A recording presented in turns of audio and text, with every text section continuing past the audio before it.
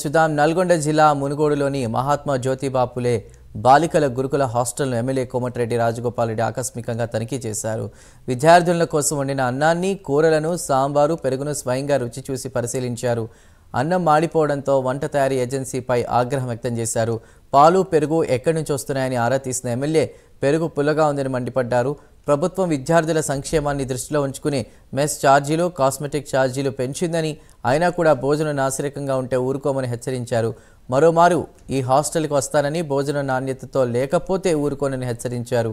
Menu ప్రకారం భోజనం పెడుతున్నారా లేదా అని విద్యార్థినులను అడిగి తెలుసుకున్నారు.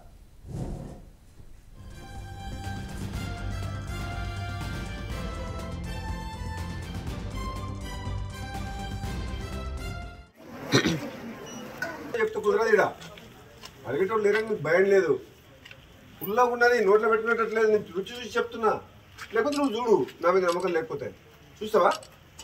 చూడు ఎంత పుల్లగా ఉన్నదంటే నువ్వు చేసి చేతులు